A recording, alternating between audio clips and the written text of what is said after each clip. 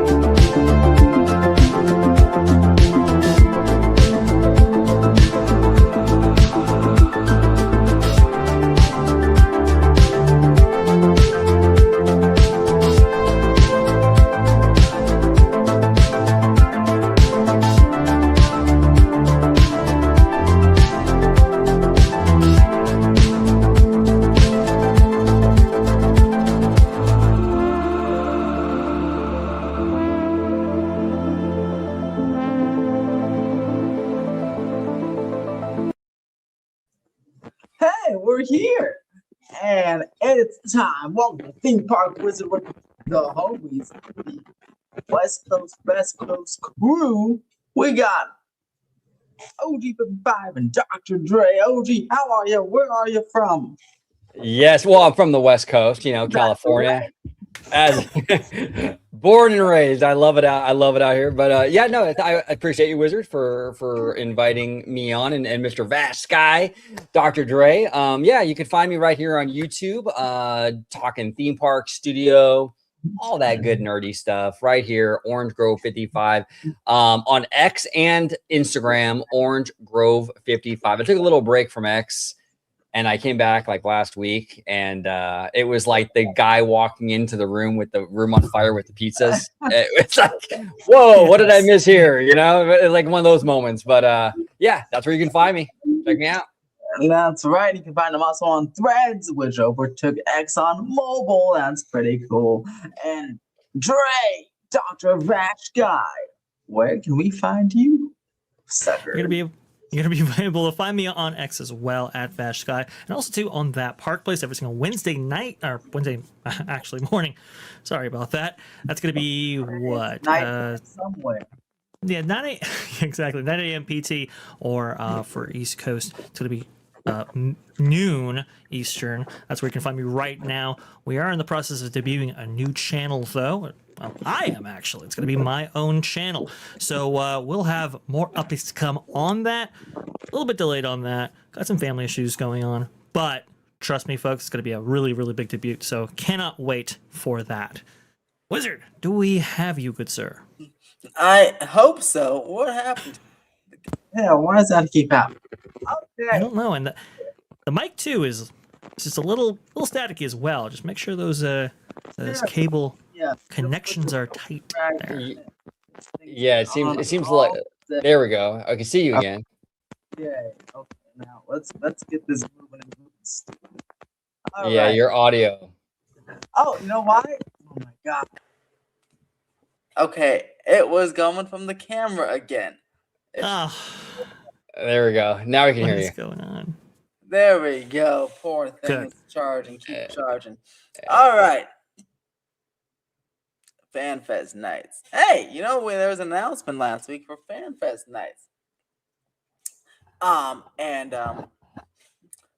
They announced a few things. Let's talk about Scooby-Doo. We already knew that, but it's nice to see Scooby-Doo again. We had some more information. You'll be on a mission with Scooby, and you'll be, I guess, finding the Universal monsters because they committed the crime, the mystery, or whatever they do over there.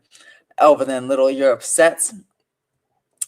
One Piece, and they announced they got upgraded from the meet and greets to also the show. The show from Japan is coming over to the Waterworld area, currently under refurbishment, or that show right now. And then in the Wizarding World of Harry Potter, you got the walkthrough. You'll be walking through and with a guide and meeting a whole bunch of magical creatures, and then at the very end, meeting a massive hippogriff with 2 or 4 guys in a costume, and they'll be going like the hippogriff does in the fight of the hippogriff, and it'll be so awesome. And the Universal High posted a picture of this hippogriff that's in a different Universal park, so you can go see what it looks like.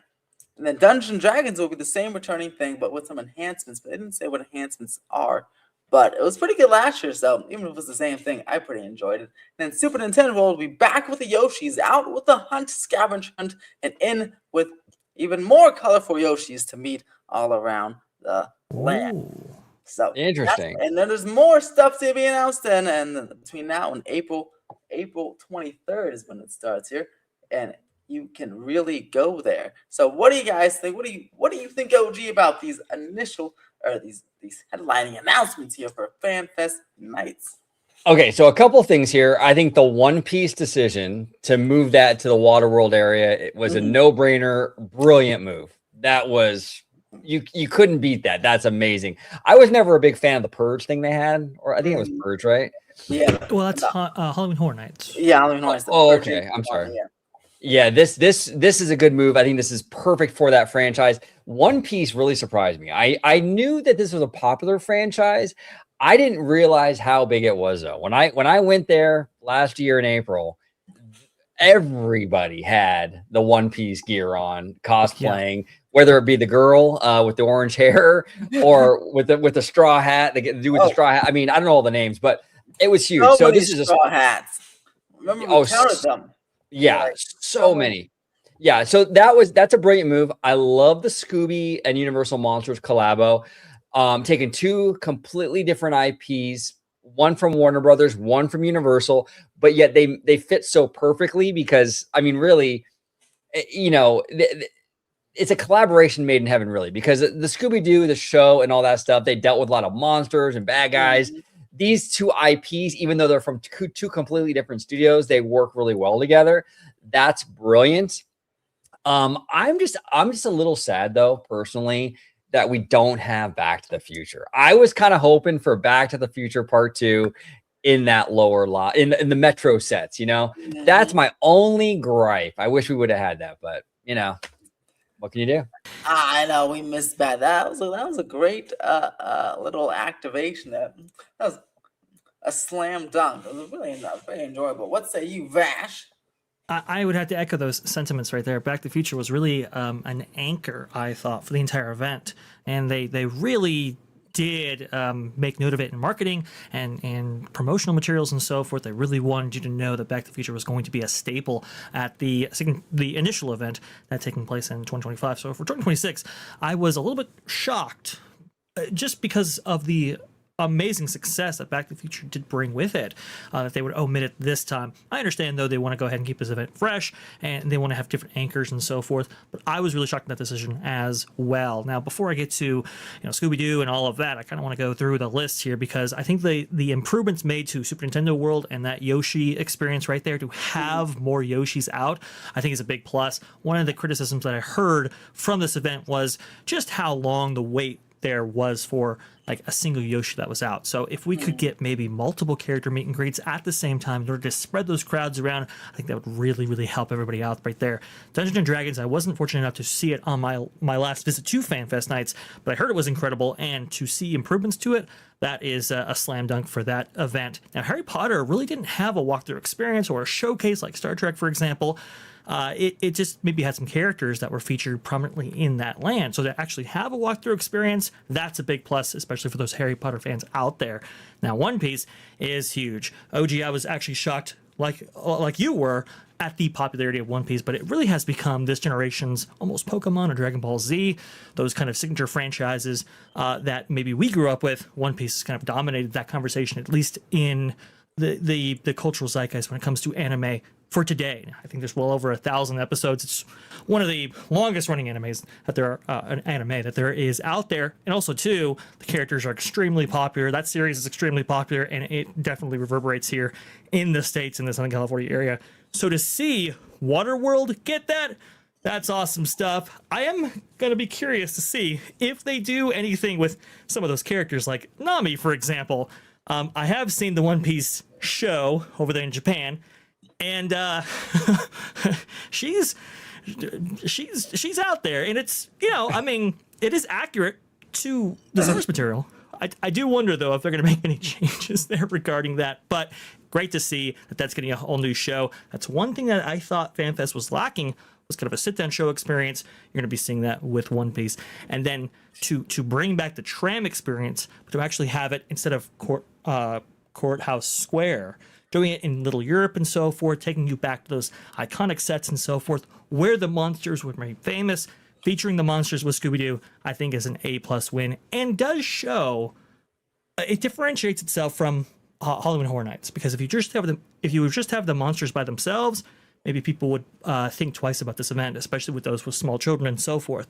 But bringing in Scooby-Doo lightens it up and makes it so that the entire family can enjoy this experience. I love that. No, 100% agree, Vash. And here's the thing too. I love how Universal is like kind of like activating the entire park, right? So and the lot. So you go into like like you were saying, Little Europe to for the monsters. They're utilizing what they've learned with HHN and these mazes to do things like Dungeons and Dragons, which I think is really, really cool. So Universal's taking all these things that they've kind of learned over the years, whether it be like backlot experiences or HHN experiences or whatever, and they're incorporating it into this one event, which I think is really, really clever. So yeah, and they're leaning heavily into the anime stuff. And I'm telling you, this is one thing that I wish Disney would kind of do more of, and they're not for some reason. I mean, on Disney Plus they kind of are, to be fair, but like in the park side, they're not, and they should. A little bit. I mean, Hulu has had some anime series that have been brought over. I do believe Shuniko and a couple of other notable anime have actually made their way onto Hulu. Now that's being incorporated in Disney Plus. Officially, now Disney Plus has gone to host those things, so that's good. But they could definitely do more in that arena, especially with theme parks. I mean, anime is really taking over the cultural zeitgeist, especially with Generation Z, Generation A. Universal's really leaning into that hard. They saw the response to One Piece. I mean, they had to. Wizard, if I'm not mistaken, they had to move over some of the Back to the Future merch and put in more One Piece merch because it was moving on the shelf so quickly. That's just insane. But it really does speak to this kind of younger demographic who's very much interested in this material and wants to see that, incorporated into their favorite parks. Well, and I really applauded Universal to have the Kahungas with the Jujutsu Kaisen thing over in the Kung Fu Panda show. That whole show was in Japanese. Yeah, it was. I mean, that's mind-blowing to me that was approved in a good way. I love that. Yeah, and also in Halloween Horror Nights, the Chainsaw Man that they had in there was also all in Japanese, literally just ported in from Japan. A little bit of a better show than Jujutsu Kaisen, in my opinion. They had Chainsaw Man in the theater for Halloween Horror Nights? I did not know about that. That's super cool. DreamWorks Theater, they had that latest Chainsaw Man, or whatever they had in Japan. They just ported it over again for this year's or last year's Halloween Horror Nights, and it was a pretty cool show. Actually, like I said, I enjoyed it a little bit more than Jujutsu Kaisen. It was all in Japanese too, but it was a lot more actiony. It was pretty, and I just the thought of seeing a pumpkin man with a chainsaw coming out of his head was hilarious to me. But it was great, and the crowd seemed to love it. They're all clapping and stuff. So it seems like that is because this year, again, some of those other announcements will be another Japanese film. Basically, every year it seems like will be there's Horror Nights or Fantastic. Some Japanese film will be in the DreamWorks Theater. It seems because. And this year for FanFest, it may be, at least it was according to the survey, like some Sailor Moon was on there, right? Layer, so maybe some one of those animes, popular animes that all in Japanese will be back in the DreamWorks Theater, and you'll have to read the subtitles, which I got used to doing, so it's okay. But it's pretty Chainsaw cool. Man, Japanese, and they're like The animators for Chainsaw Man, the original series, are so skilled, so highly talented. They come from like season 1 of One Punch Man. People have been complaining about One Punch Man season 3, saying it's like One Frame Man because the animation has definitely taken a slide. But those great animators really incorporated some really great stuff there. I can only imagine what that would actually be like in that theater. That's great stuff right there. But yeah, Sailor Moon. Massive. I thought that was really that would have been a good move for that female demographic, because if you examine the roster of different IP that they have featured here, maybe some of it's a little bit male skewing. You can maybe say Harry Potter and Super Nintendo World might balance that out a little bit, but I think you do need a female centric IP. And so Sailor Moon being incorporated, I thought would have been a master stroke right there. Hopefully we do get that. Yeah, and the interesting, I think one of the smartest plays, at least from like a marketing or a universal business standpoint here, is the Scooby Doo and Monsters thing. And I actually just thought of this as we were talking. One, he's talking about this female demographic, and coincidentally, two females didn't go to FanFest nights that I know are going to FanFest nights this year, specifically because of Scooby Doo, my wife and my best friend, and her daughter, because they love Scooby Doo. But the Monsters is what I'm thinking of, because think about it. Last year, and I think it was now that I see this, I think it's on purpose. Last year for Halloween Horror Nights, they always have Universal Monsters House, but they did not this year or last year, because now it's here. I think this is a good way to get some of those Horror Nights people that like a Monsters House to also buy a ticket to FanFest nights, and while also getting the Scooby-Doo people to get a ticket to FanFest nights.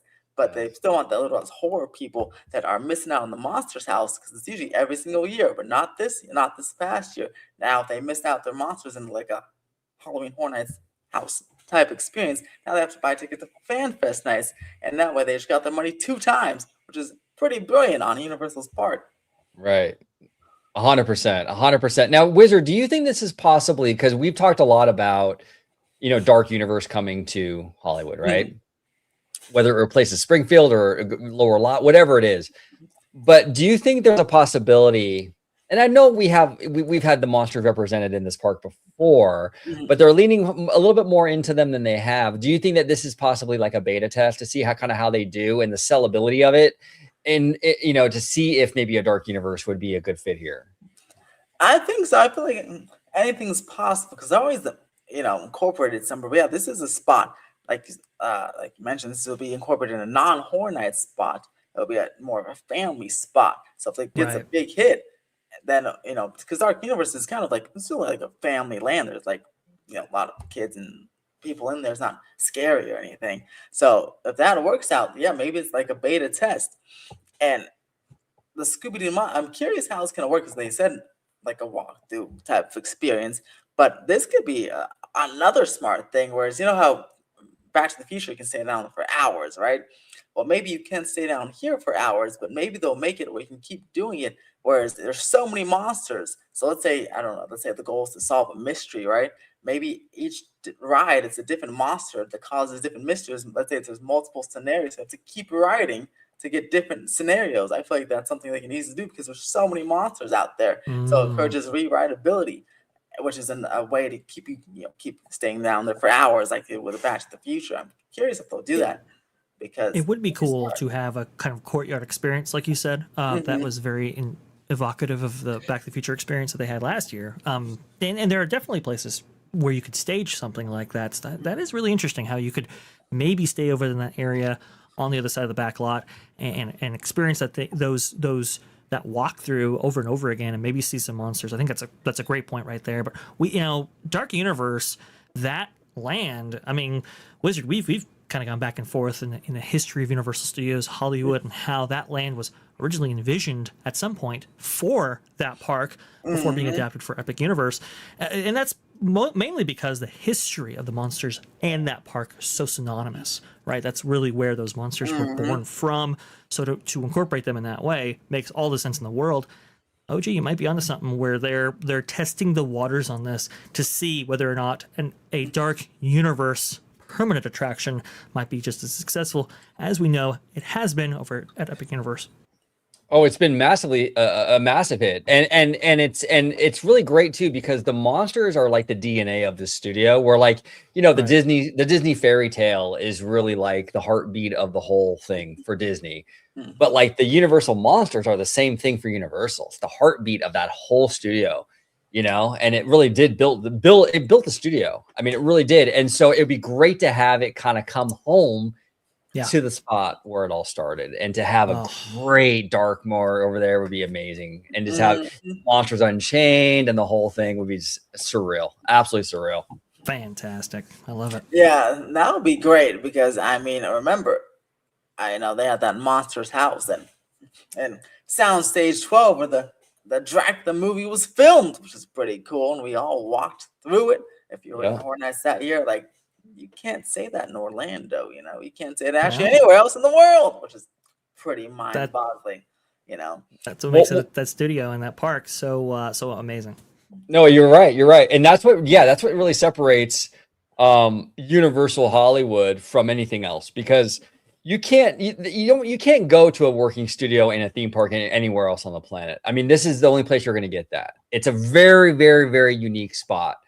And and respectfully, I'll disagree with you, Wizard, in terms of getting rid of the studio tour. I think they should absolutely I wouldn't never do that. But Don't do that. Don't do that. Well, and that's the thing. That's the benefit that you do get from a backlot, is that you can stage events like this. And again, it's where those movies were filmed. I understand the sets may have burned down, at least the original ones, but they were lovingly recreated very meticulously, and it really is the spot where those monsters came to life. So to just like how it was really cool to be in the spot where they filmed Back to the Future, similarly, you have that kind of similar effect over there with Little Europe and stuff. I think that's super, super cool, and it's something that Florida can't quite replicate.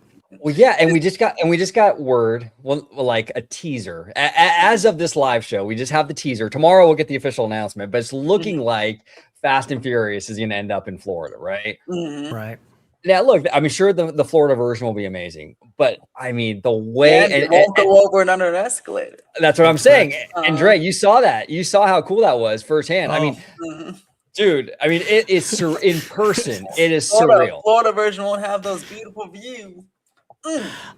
It is absolutely it's mind-boggling what they're doing there to incorporate that hill. Looking at I mean, look, is that the best real estate in the world? No, they looked at it not as a negative but as an asset, where you have these sweeping inversions and different elements sweeping over that hill, really taking in that the terrain part of that coaster and really upping the ante on that. But to incorporate it with the what is it, the escalators, what is it, the Starway, Starway, yeah. forgetting that word, to do it like that. I mean, folks, if you have not seen that in person, you got to go down there and just check it out, because it's not really captured, that effect, on video or photo. You really have to be there. It is awesome. So yeah, as good as Florida might be, they won't have those elements.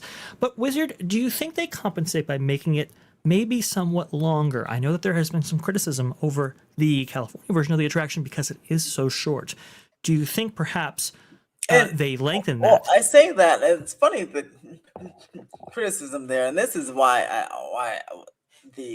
for the Hollywood version, I think I feel like a lot of that will change when people like write it, because if you take the track length, it's just only a couple hundred feet shorter than Velocicoaster, and people don't say that much short, but and so it's just fun. It looks like it's short because in the mountain there's all this stuff, and it's also going really fast, and there's no massive air time, massive Velocicoaster type top hat there, but it's really only just a few hundred feet shorter. It's not like terribly short, and the cars are also just so big. I feel like a lot of things make it like an illusion that looks like it's just the teeniest coaster in the world, but it's really not.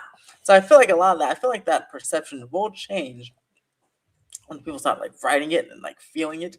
But I do think the Florida version will be a little bit longer, but I don't know how much longer, because it's in that skinny little plot there. I mean, someone did a mock-up of it, and it looks like it's like a minute and a half if it's based on the mock-up, which is almost just 30 seconds longer than our version, if true. So we'll have to see. But it is funny, those perceptions. Even someone I posted videos today, some said it looks slow. I'm like, well, first of all, you're not there. Second of all, they're still testing it. Third of all, it's a big car. You can look. I mean, I can look at a plane over the freeway and it looks slow, but I know it's going hundreds of miles per hour.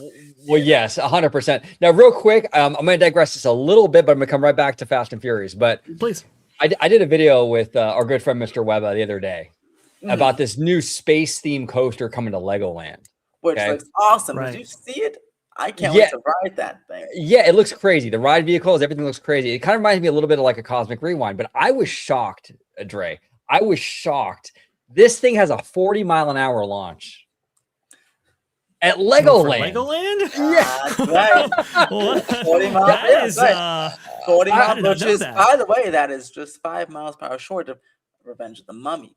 But that goes with Legoland's not new, but I know it was last year or in advance of this coaster, they went over to the Carlsbad City Planning Commission or whatever, and as part of their new rules or updated zoning thing, their vision for the park is to take it beyond the 2 to 12, and they're wanting some more intense rides like they have with the other Legoland parks. Like their Legoland park in I think Germany has it's like a wing coaster, but it has an inversion, like it goes upside down, but it's a highly themed wing coaster. So they want like kind of stuff like that to the American park, at least the California parks, as they change their rules as they have a big expansion plan to get more hotels and buy some more land for the park itself, and to increase height limits was in that thing, and also to up the target age group from 2 to 12 to more like generic, like Disneyland level, or like more generic level. So this coaster is the start of that. Yeah, no, I think that's really smart because Lego is a 4-quadrant everybody franchise or product. You know what I'm saying? Everyone loves Lego. And so it's smart that they're expanding that. I was just blown away by 40 mile an hour is insane to me. But I know I cannot. Ooh, and it's fully indoors, so it'll be like it look like space. Yes. It's like so cool. And by the way, cool. Legoland's first animatronic, they teased the whole thing like on their Instagram page. They had to show their very cool looking animatronic. It's the first one, and shoot, it looks like might be on the.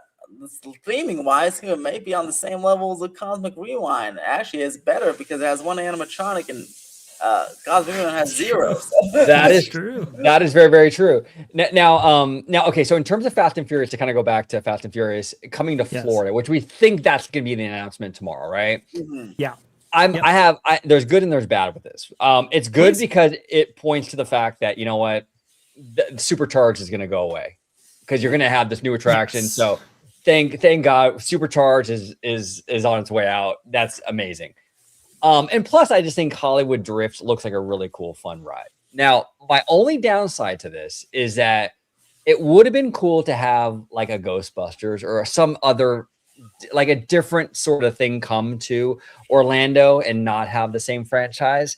I would love Ghostbusters. Back to the Future, I would prefer that to be more of a family ride. I think anything too crazy like this is a little too intense for that particular IP. But Ghostbusters would have been really cool with the drifting car thing. Would have been really dope. But again, this is not a terrible decision by any means. I just would have preferred a different take on this ride. This is something interesting. Okay, because shout out to Midway Mayhem for posting the pictures on our YouTube channel on there. Go check them out. So they had the construction update today and in advance of tomorrow's big announcement. Now, if you look here, the speedometer on this thing looks like it's about to go to, it looks like it's going, there's 90, but then it stops about 70, which is about the, 72's Hollywood's speed here. So it's about 70. That's cut off at 70. If you don't follow it, but the track color, and it's probably Fast and Furious because that's what I've heard for a long, long time from good people. But it's just funny because the track color is blue, and the Back to the Future coaster track color in the Universal Great Britain concept is also blue. Right. So there's something to watch, but it's very interesting because but also, gosh, shout out to Amusement Insider because somehow they got the blue in their little mock-up they made like a long time ago. Their track is also blue for their Fast and Furious coaster at Universal Orlando. So I don't know how they guessed the color, but it looks like it's a blue track. So I guess we'll get some nice specs and names. And tomorrow, the name also is very interesting because I do hope, because it's in the New York area of the park. So I know a name being tossed around was Fast and Furious New York Drift because it's in the New York area of the park. But the other names being tossed around was Fast and Furious Hollywood Drift, like the same name we have. And there's a pretty strong chance it'll be either or. I hope it's not Hollywood Drift because, come on, at least let us have a name, right? But, so we'll see what it is. I hope it's New York Drift. But that looks like they're getting that coaster. But it's just funny that the track color is blue. Maybe because Velocicoaster Coaster is black. And we got to get some different colors up in here. But, yeah, we'll have to see what they reveal tomorrow. Well, So I think they want to duplicate the effect that Hollywood Hollywood Drift, Rip Ride Rocket had, right? Where it was kind of this coaster that you could see from the parking lot in various angles to get you into that park, right? It was one of the reasons why it had such prominent sight lines, is because it's supposed to be one of those things that kind of like, oh, hey, I want to ride that, so I want to get into that park and I want to ride that. You've seen different amusement proprietors actually do this. Six Flags Magic Mountain, great example. They put X right at the front of the park, right, so that people go, I want to go ahead and ride that. As soon as you walk in there, that's kind of what gets you in the door. So it's almost you can look at it as a weenie, to use some Disney terminology right there. So it makes sense that they would maybe want this bright blue as opposed to question please about that, because like you want to see it, right? Like Red Pirate was red, really nice red, right? But wouldn't, because Disney used to go away green for things, right? To go away. Wouldn't bright blue? Wouldn't they be worried maybe it matches in with the sky color? Maybe it's not as visible as you think. Like, why not use a green or something? I think because of the shade of blue that they're using, it's just a little bit too bright for that Florida sky. So I think that, because if you wanted it to be more sky color, you could see like the Guardians exterior, for example. It's a little bit darker, so it kind of lines up with that blue of that Florida sky. As far as the the speedometer and so forth, I did hear that as well. It's like, oh, it goes to 88.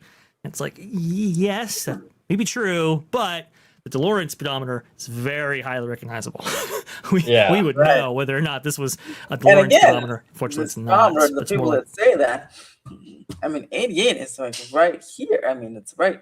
Like, they'd have to think, this is 50, 60, 70, 89. I still think it's pointing at 70 rather than 88, which it would have to be like way over there. So. It's going to be Fast and Furious. And by the way, I want to go ahead and clarify something, because we reported on that Park Place that that there was an intimate attraction going into the Lost Continent area, and that was based off of Walt Disney World News Today's reporting. They said they had a notice of commencement, and they said that the next attraction in that area was going to be built by Intamin. I want to go ahead and clarify, because Wizard did a fantastic job in notifying me and said, no, that is for the Fast and Furious coaster, or that Rip Ride Rocket replacement coaster. And that was information that we had previously heard, that Intamin was going to be doing this. So I just want to go ahead and clarify that. We had talked about it on live. We were supposed to clip it, but I decided, let's not do that. But I wasn't able to correct the story there. So yes, this is going to be an Intamin-driven experience. So it's going to be good. It's just, what's the franchise? And is it going to feature that drift element that Hollywood Drift does? I think it might, because I think everybody knows it's going to be a hit right at the gate. Yeah, it's definitely going to feature the drift element, because at least from what I heard, I think it's from Alicia or someone else, or multiple people. It's almost like those, like 2-for-1 deal. Buy two, get one a little cheaper type of thing. So they bought two of the same model, at least coaster wise. So this will be a little drifter thing. But boy, poor Hollywood. God dang. I have high hopes for the future of this park. Oh, Jesus. Hold on. You can hear me, right? My stupid. Yeah, we can. Yes, we can hear you. We can hear you just fine. Okay. But anyway, I have high hopes for the future of Hollywood. And I think Comcast does too. But my goodness, I take every opportunity. Hollywood Drift in Hollywood hasn't even opened yet. And now people are going to look at this one like, why am I going to Hollywood? I'll just wait till next year and just go to Orlando. Like, it's a little strange, right? Like, you can't wait till after this is open. It's a good point, Wizard. It's a good point. That is a good point. I do think, and if Universal's smart, what I think they should do though for Hollywood is really sell the unique element of the hill and all that, because you can't duplicate that. They can track. Yeah, they should sell that in a different track layout. Yeah, 100%. Yep. And I think you'd be good. What the heck? So annoying. Yeah, and the comment on ride length, by the way, I want to go ahead and clarify that this is going to be a very intense experience. It's going to be one of the fastest coasters out there. It's going to feature that crazy drifting element with inversion, something we've never actually experienced before on any attraction.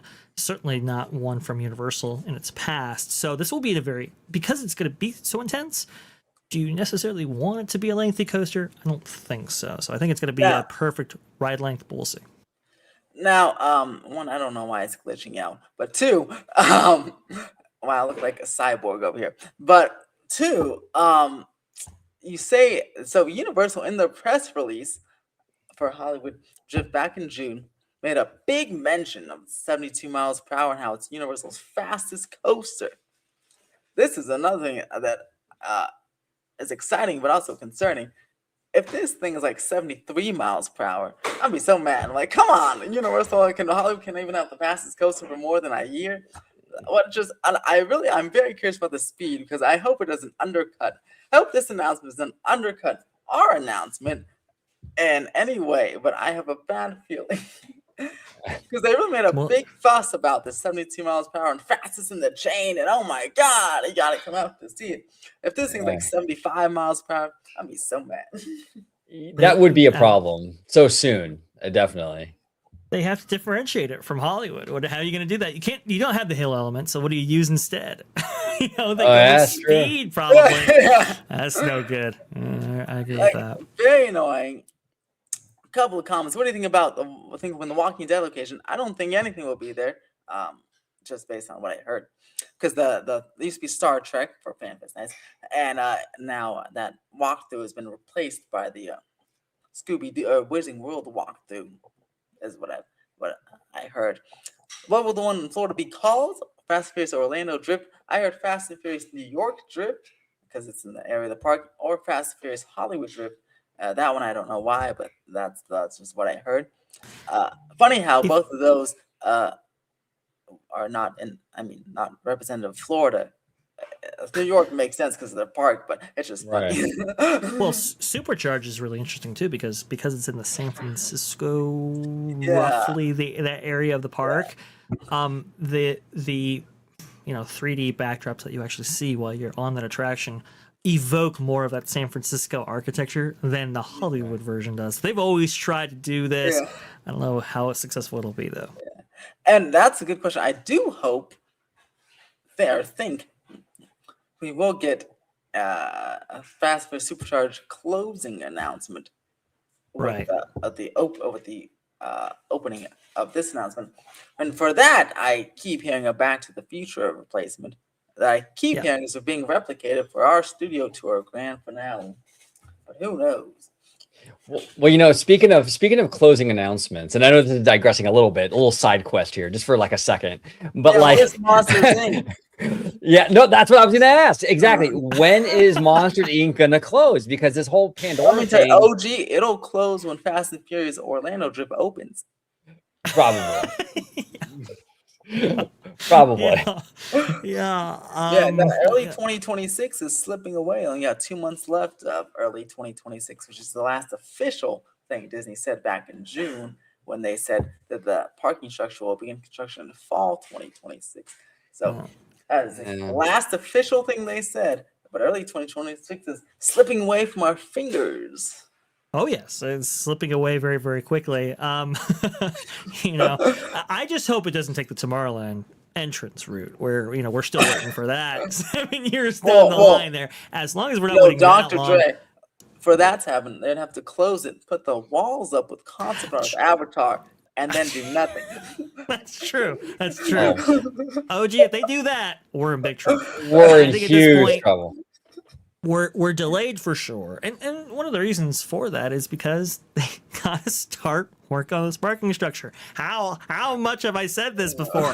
For every single day we wait for this parking structure out there is another day we have to wait to walk into Pandora, because that area where you have the bus drop up and everything like that, you need all that land that you can possibly get your hands on from that in order to really do Pandora correctly. And from what we've all heard, that's exactly what they're going to do. But that means that you can't really start construction in those areas until you have a way to replace the function of that area. And that's provided with the parking structure. So that might be one of the holdups here. There's just so many moving parts. It's this... the world's biggest chessboard with way too many pieces, right? You got to move this piece, and then you can get to finally the piece you want. So, yeah, it is very disturbing, or uncomfortable for fans that Monsters Inc. hasn't had a closure date attached to it. I think that's forthcoming, but we'll see. Yeah, we'll see. And we another one of those moving parts, Vash, is the James Cameron equation. I mean, this guy, True. I'm sure he's involved heavily. He's a perfectionist. He wants things done a certain way, whatever. And it's like, so he's in here with all this. And that's probably also why there's a lot of secrecy around this project, is because of him as well. So it's tough, you know? Yeah. I could foresee a scenario in which I described happening, because let's say there's a delay because of James Cameron or something else, right? But I still think, the Monsters Inc. right does close with walls, because I'm pretty sure, it's what I heard, they're gonna snap up those animatronics and ship them over to the Door Coaster in Florida. So I feel like they gotta close it. But so then that does happen. That means there will be a Monsters Inc. closed ride with walls up with no replacement, like Tomorrowland. Hopefully for not 70 years. Well, yeah. Well, and here's a question I have for you guys. A lot of fans have been questioning why Hollywoodland, right? Is that the answer? Because they wanted to recycle these animatronics for the Florida coaster. They figured we'll kill two birds with one stone. Do you think that was like the main deciding factor as to where they're putting this? Yeah, because I think they're going to take those animatronics. Because I mean, they're the same animatronics are in those concept art, and I've heard they're going to be on there. And somewhat, and then I'm sure the final door scene. I'm sure they're going to try to salvage as much as that and put it in the Door Coaster. The whole coaster is made up of that final scene of that attraction. Probably salvage some of that and ship it over. And at some point, they're going to need it. So at some point, the ride is going to have to close. The real question is, will work on start on a replacement? Yeah, that's going to be really interesting. So if you look at the various scenes included in that attraction, right, the Monsters Inc. attraction at DCA, the scale is to the scale of those ride vehicles and that experience, right? I think in a coaster, I don't know if that scale actually translates. So I don't doubt that they'll reuse assets, but it's kind of like, do you necessarily want to reuse a lot of stuff? Because it may not. Like, what if it's in the queue?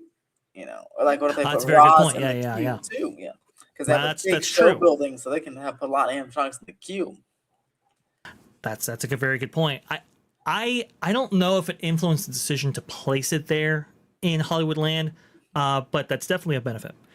They will have all of these Monsters Inc. assets that they made. What, I think it was like 2004 or something like that, is when Monsters Inc. came online, and they'll be able to reuse that if they wish. Now, Imagineering has been a little bit slow to reuse assets. You would think that they would have reused something coming from like Universe of Energy, for example, but they didn't. And Imagineers were asked about that, and they said they couldn't really incorporate that into Cosmic Rewind or whatever. But maybe they should have reused the old lights from Epcot to go on the new Epcot lights, so they wouldn't be breaking every 5 days. Yeah, it's just it's Epcot, but Monsters Inc. I think it's a neat little dark ride. There's definitely stuff you can use. The question is how much can you take from that? And look, Monsters Inc. is going up. Avatar isn't. So we gotta, if we're gonna reuse stuff like that, and if we're gonna get moving on this stuff's got to come down. No, and they can use some of those animatronics from the restaurant, the Harryhausen's in the new restaurant, if they wanted to. That's true. That's true. Another thing, and I want to give a shout out to a friend of the channel, Giant Peter, because shout out Giant Peter. Yes, he actually brought this to my attention. I think he might be onto something with this in terms of like why they're choosing this particular area. There used to be a fountain in this backlot area, a Sorcerer Mickey fountain. Now, a lot of fans have said they want Pandora to go in the Simba lot, but the Simba lot probably doesn't have water lines under, and that would be one more thing. In this particular area, they do have those water lines because they used to have a fountain. That could have been also a deciding factor in regards to why they're putting it here, because it's a little more plug and play because it's over existing theme park. The Simba lot, you're kind of starting from scratch. You got to dig up, add the waterways, all that for this stuff. So I wonder if that also played a factor. So I just kind of spitballing here, but I think Peter brought up a great story point. there is that Disney's hatred of fountains started a long, long time ago, based on your story, OG. That's true. That's true. Not the hatred of fountains. That's so annoying. But no, well, I think you're right, OG. I don't know necessarily about the fountain itself, but the plumbing, the back end infrastructure, what you actually require to get people maybe to the symbol lot, that's a big cost. And so, do you want to necessarily undercut that when you could help an area that needs helping? That's the other way you can kind of look at that, right? It's just it just financially makes a little bit more sense to utilize this area, something that's already been prepped and set up for theme park, rather than exploring new real estate, new space, and that symbol lot. I think that's an appropriate thing to bring up, because we kind of see that with Walt Disney World. Why don't they utilize certain parcels and parts of their real estate around these parks? It's because, well, it's very expensive to provide. Yeah, no, absolutely. Absolutely. When you can utilize an area that's already kind of has the infrastructure in place to kind of, Right. So right. this project right here is fascinating to me, because how they're going to work this into this area is, I mean, even the monorail stuff. I mean, I'm assuming they're going to utilize some of this rock work to kind of hide that. That's a whole nother can of worms. I don't know. We'll see.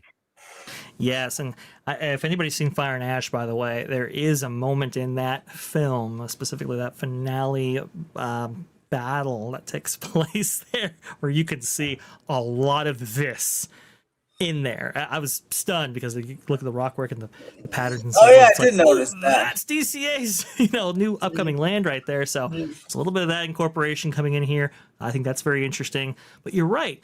And from what I understand, they're not going to change the position of the monorail. So Eastern Gateway originally provided so that the monorail bypasses that land completely. So that way you have completely open real estate, and it kind of reconnects where it hits Buena Vista Street. We're not seeing that as part of the Disneyland Forward plans. So you're going to have to, think about that when you do this land as well. Yeah. And It's Cal wild. And Waves, what do you guys think? He says Cal Waves says maybe Walt Disney World was paying for DCA for the monsters animatronics. Ooh, interesting. hey, That stuff happens. it does. It does. That's fascinating. Good eye, Cal Waves. It's a possibility. It's absolutely a possibility. I don't know how much you get for it. Yeah. It's A couple possible. bucks. Like, man, but yeah, so look at this. So there's a showboating in the back, and there's little rock works, and there they go. Hey, DCA, he's right. Cal Waves needs the water ride more. I can't. At least we get a couple. We got a Coco. We got this water ride. Boat rides are elite. We need more boat rides, Doctor. Yeah. No, we do. Absolute- We do. This park especially, it needs DCA, family stuff. Definitely. Right. And if you haven't seen yet, let me go ahead and put this up as well, because some people might not know it is a boat ride, but they have released concept art indicating that it will feature a boat, at least as one of the attractions. I think it's going to be the one or the main attraction. Now, what's interesting about this too is that it might actually use that technology incorporated from Shanghai's Pirates of the Caribbean, which we've not really seen any other ride take on. So that would be very cool for this experience as well. That would definitely bring a new dimension to this. People are, they might be worried that it's going to be, Navi River Journey 2.0, but this, utilizing that technology suggests otherwise. But you're right, OG. This park specifically needs a boat ride, because it just doesn't have anything like that. And for families who want to take their, little ones and so forth on something, this would be really cool to have, along with Coco. Yeah, no, well said. And the Coco thing is also another big question mark for this park, because it's really going in a spot again like this. It's like, how are they going to work this into the existing infrastructure?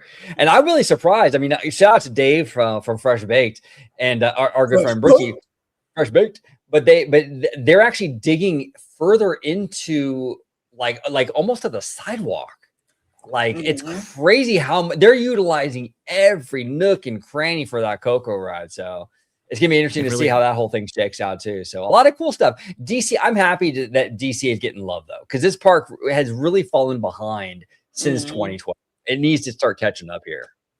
Yes, I would agree with that. And there have to be more reasons to go and purchase a park hopper. It used to be a flat rate of $60. Now it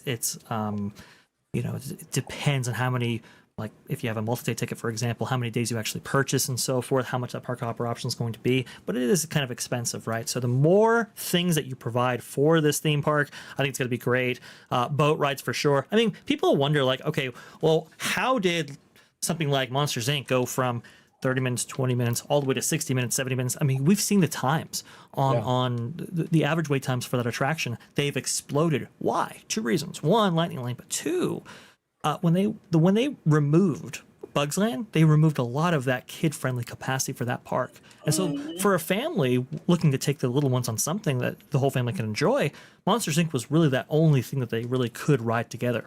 In this way, I think this could be family-friendly, but definitely that Coco ride will help increase that. I do believe. Yeah, no, well said. Well said. Are you saying the families didn't want to take their little children on the harrowing, goofy Sky School, where they're going to fall off the tracks at any second?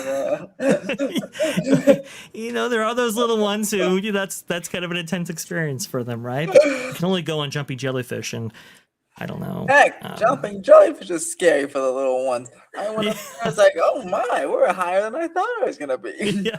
My legs Emotional dangling whirlwind about. and all I'm that. like, what's going on here? There's just not a lot for families to do here. And so hopefully this really kind of rounds out that experience and provides a reason to walk over the Esplanade to this park. Like you said, OG, this park has a tremendous future ahead of it. I'm glad to see the level of investment, but I'm also glad to see the type of attractions going in here. 2 boat rides, that is a win no matter how you look at Huge. it. I don't know what the quality of those will be. As well. Right, yeah, capacity for sure. Oh my goodness gracious, and that's something that's really hurt DC as well.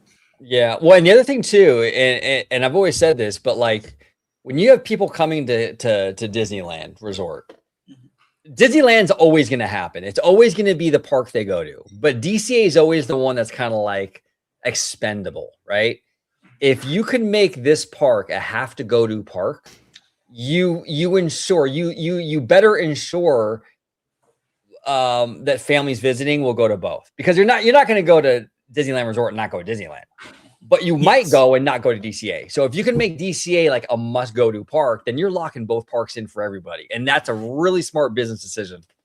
Well, and we saw that pendulum swing just a little bit when Cars Land opened. Now you had a reason not just to go to DCA if you were visiting from within 250 miles, but if you wanted to see that land anywhere internationally, you had to actually go to Disney California Adventure to see Radiator Springs proper. I understand Paris has a little bit of that, but really you have to go to DCA to see that. So to have these kind of these very unique experiences and reasons to be drawn over to DCA, it only helps the resort. And by the way, I'm surprised that we haven't heard an announcement of a new hotel, because with all of this investment going into DCA, you would think that they want to capitalize on that with lodging. We'll have to wait for that, I guess. Yeah, I was gonna say, I'm sure new hotel coming, but also with the boat rides, as much as I may be cautiously optimistic or unexcited because there's so many versions of it, the Avengers ride for the family aspect will also, I think, do wonders in that aspect, because Transformers is very family like, and so Avengers is like Peter Pan or whatever, and not some crazy, at least the whole family can get on it. So like I said, another reason for that, maybe a Spider-Man fan or maybe a Thanos fan to pop on over there and ride the ride that they won't have a very little or small or no height requirement for, because it'll be like, it won't be too intense. So it'll be good for the families to get another day at the resort or to drag them over for the park hop. And the reason you say that, I think, is because the Peter Pan experience over there at Fantasy Springs and Tokyo Disney Sea, that ride vehicle and that system will be reused for this attraction. I do believe that is the case. Yeah, that's what that looks like, at least. Yeah, that was a family-oriented concept to begin with, right? So if you're adapting that for Marvel, I think that's why Wizard is saying it. A larger range of the family can enjoy. Look, even the experience. lovely kid in the wheelchair is going to ride the ride. So That's true. I believe and if you're looking for something more intense, well, you also have the now That one might be a one and done for me. I'm making a little motion sickness on that one because, especially with because I have to wear the VR. I hate things with VR glasses. I have to wear the VR glasses. I'll be like, I don't know where I'm going, and I'll get off all like motion sicky, and then I'll be like, okay, that was fun, but let's. I'll probably never do that one again. But I'll do it one. Well, this one I'm not a huge fan of, just because I feel like the technology is the theme is sort of lazy in my opinion. Yes. Yeah, it's like the California Screaming, the roller coaster was the theme. Right. I do wonder if the initial concept for the version 2 of this e-ticket attraction, which I mean, there have been there's been speculation that maybe that would have been KUKA ARM based. I do wonder if they got like a contract with them or something, still had to fulfill it, and that's why they separated the two out like they did this, or maybe they're doing it for enhanced capacity. I'm not sure, but this is definitely maybe like the weaker of the two. Maybe they already like bought them before they changed the thing. Yeah, and they're just sitting there like, all right, well, might as well put them in use. Yeah, they got to go in somewhere. And because I have heard of Legoland had this thing in 2003, so yeah. Not right. And I have heard of something like this actually, but on the People Mover track, as crazy as it sounds, and you would be on a KUKA ARM and so forth. So there have been concepts of this percolating within the halls of WDI. Now it's all kind of coming together. I think my dear friend Jonas has dubbed this the paint shaker attraction, because that's really all that this does. It's very disappointing to see something like this in a park that I think needs as many high quality attractions as it possibly can get, to O2's point. But hey, Robert Downey Jr. wrote it, so it's cool. Yes, he did. Yes, he did. Well, now what would have been really, really cool for this attraction, and now this is a really ambitious thing. I don't know if they would ever really do this, but like it would have been cool if they would have incorporated maybe like the finale for this ride into the finale of the e-ticket. And what I mean by that is the big finale scene when you're fighting King Thanos with Infinity Defense. If the finale in the KUKA ARM thing, you join that show building and you fight Thanos together. So the Infinity Defense vehicle and the KUKA ARMs are all in the same show building fighting King Thanos. Cool. That would have been dope. And you could even had like a whole moment where you're parked there and you see the Doctor Strange portal and all these KUKA ARMs come through the portal on your left, and it's just like, yo, I mean, that would be really sick, bro, but that would have been, that's a really good idea, because, we really haven't seen like that kind of concept. So it's like, remember the Indiana Jones concept art where we have like multiple attractions going into that show building because it was so big and it was so expensive. It's like, okay, let's go ahead and leverage this. So we have the Jungle Cruise and we have the train going through. That could have been a great way to make use of this amazing asset in that finale with maybe 2 attractions. That would have been cool. Not gonna see that. Not gonna see it, and because that's my biggest thing too with this KUKA ARM thing is it seems like it's all training and no payoff. Yes. And at least that would provide you some payoff for the training that you just did. You're putting it to use now. Well, no, OG, you did the training. Now your reward is you have to go stand in the 2-hour line and then Infinity Defense and defeat Thanos, or buy a $20 or $30 single pass lightning lane and go right away. Yeah, I was gonna say it's gonna be $30 by the time this happens. Oh, for sure. What's interesting too is that one scene, it shows like animated like Spider-Man, it's like different versions. That's pretty interesting, right? Yeah, different medium. Yes, is utilized here, and as now go back to that other thing. Okay, this is a good one. This is what concerns me, because in the press. Maybe it's more so on the other concept art, but they on the press release they make an emphasis, right? They say make an emphasis on like physical sets and stuff. But I worry that it's gonna. I think we lost Wizard. Massive screen, and the physical set will be like this, like some rock. Oh no, am I back? You lost me. No, you're back. You're good. Yeah, you're back. You're back. But anyway, I'm worried that, see, like this one, you see King Thanos and what's behind it on a screen there. I'm just worried that the physical sets will just be like this bland rock work you see in the foreground here, and I feel like there won't be any animatronics. I hope I'm wrong, but that's what really discourages me about this. Right, I just feel like physical sets will be like this rock work here, in the front, the foreground, and behind a big screen, and it's just that rinse and repeat for like 12 times or whatever, you know? Yeah, I mean, we have seen some mention of physical sets, but the video that we've seen, I do believe there was an Imagineering episode, or we Yeah, call it Imagineering that was just episode. a screen. It was just a screen with 3D glasses, and they really emphasized that. It's like, okay, you're emphasizing the wrong points. If in fact you really want to turn people around on this attraction, because I think people are maybe still disappointed just a little bit. We didn't actually get to see the version 2 of this thing. And so version 3, you really want to hype up the fact that, hey, at least we will have physical, tangible And environments. speaking of, Ash, you said the 3D glasses, a good point. You know, because they're taking away 3D glasses on, you know, Ratatouille. They took them away, and other rides. And Universal's taking away 3D glasses. Why open a new one with 3D glasses? Maybe they make a quick change and open 2D glasses, because I don't think 3D glasses will be net. Why don't they do 2.5D like Mickey and Minnie's? I like that. Mickey and Minnie's Running Railway 2.5D. I don't have to wear glasses. I really hope they switch up something and change and open up this ride like that.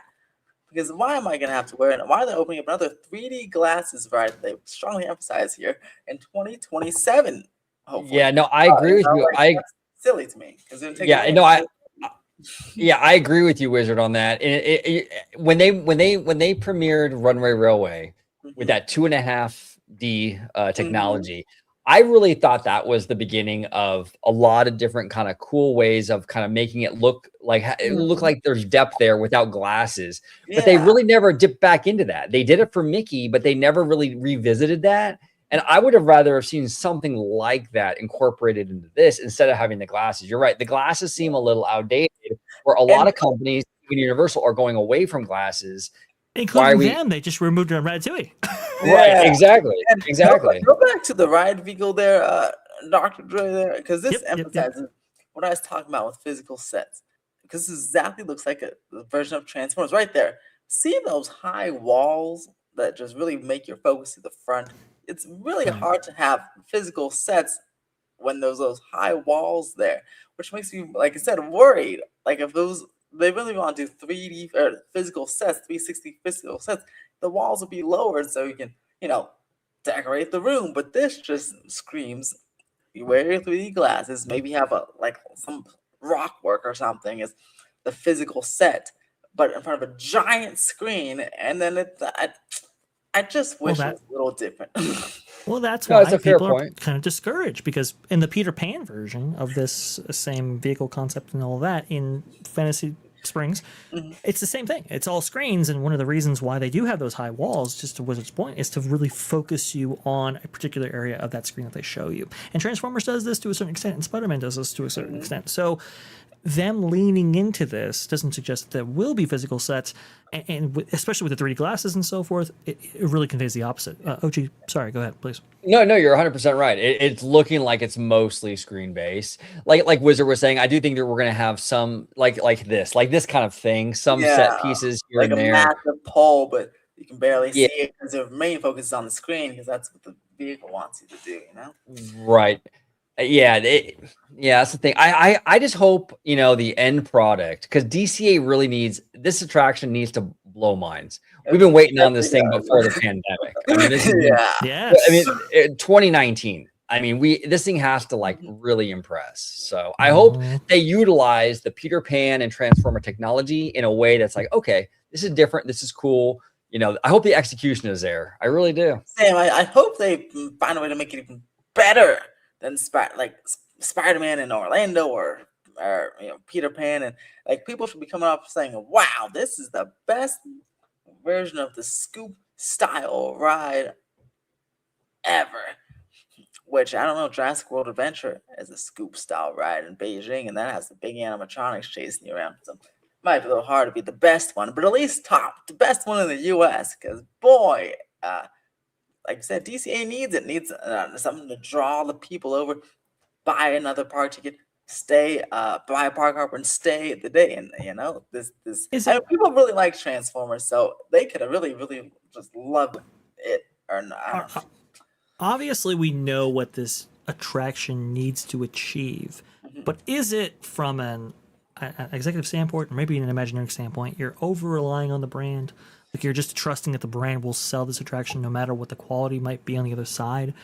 I do fear that might be the case with this, and that it just needs to be an Avengers attraction or a Marvel attraction, and not necessarily groundbreaking. Because we did hear in that Wall Street Journal article that the version 2 that we were supposed to get of this was canceled because they said it was far too ambitious for the Imagineers to achieve, or at least that's Which is from an a executive crazy standpoint. That's what they did. thought to me. Like, what? Right. So Do you is think that Walt this would have case? said that? Well, and here's the thing too. I think if this was in 2019, I think you could get away with leaning on the brand. Mm-hmm. I don't know if Marvel right now though is strong enough. Exactly. Right. You know. So true. It's so true. It's a great point. I mean, I just look. Spider-Man's a great brand, right? But when you execute Spider-Man in that way, especially when you have an attraction that features Spider-Man on the other coast by another company done so much better, now you're kind of short. You're not living up to that brand's expectations and what people have for it, right? And so I just fear that might be the case with this. Hopefully it's not, but we'll see. We'll see. Yeah, DCA needs a home run. It really, really does. And I'm rooting for it. I am. I hope it's awesome. I really do. But yeah, we Because need I it. hope, even in the queue, I hope there's at least an animatronic somewhere. Even if they just replicate the animatronic Spider-Man that Paris has for their Flight Force thing. Something, something. Because, maybe we'll get some more details at D23. Maybe we'll change the mind.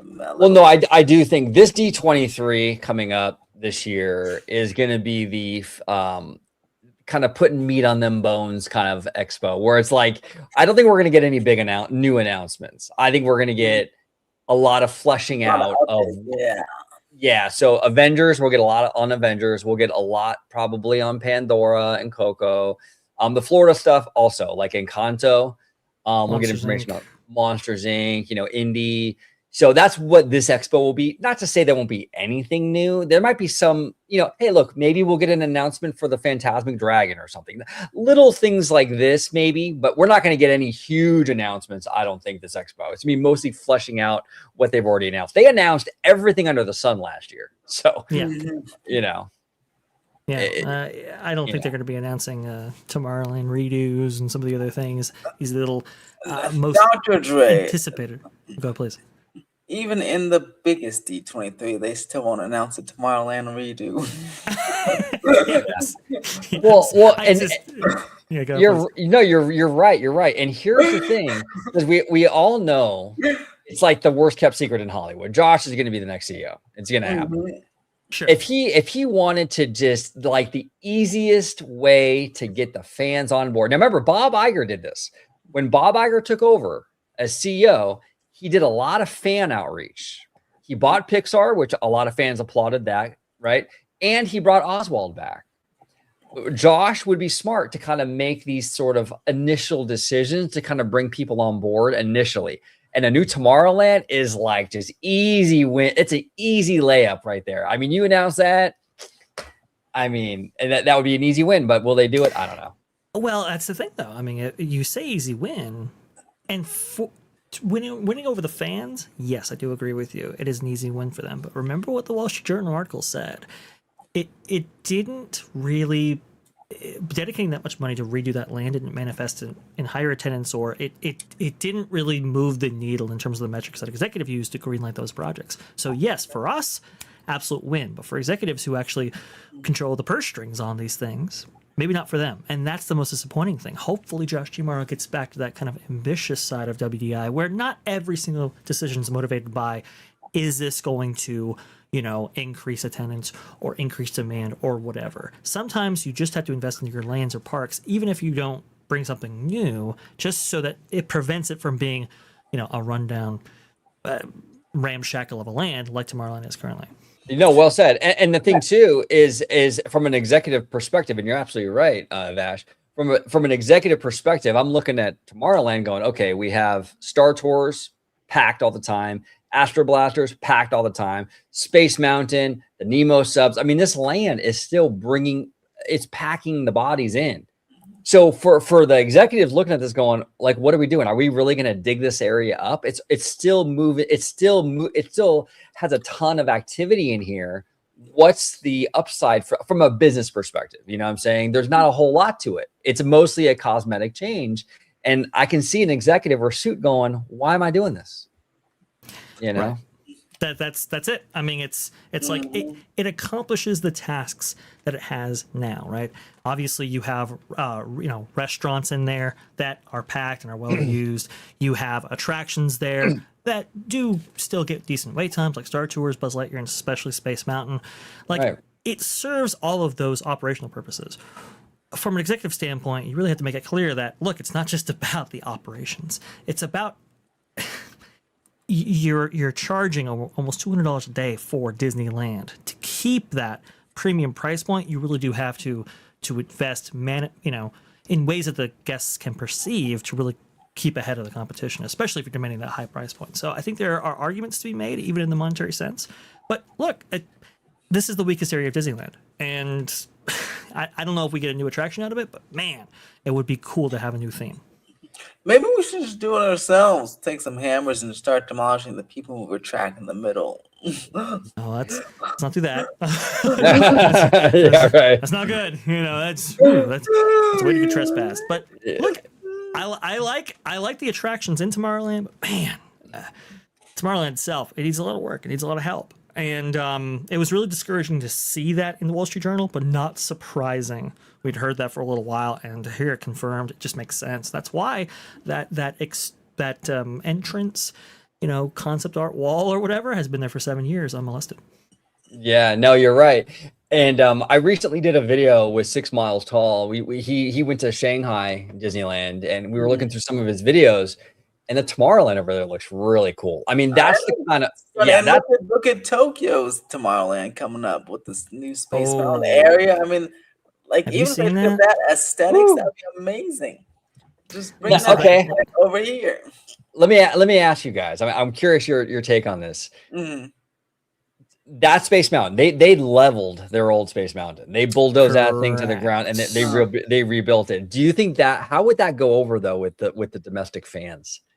Do you think they'd be okay if we got that same space? Like, that looks amazing. But would you think fans would be okay with them demolishing our Space Mountain and rebuilding it like this? Or, based on like the nostalgia factor, I just feel like there might be some blowback on that. I don't know. I feel like it wouldn't be as bad as something like the Matterhorn or something. I don't know.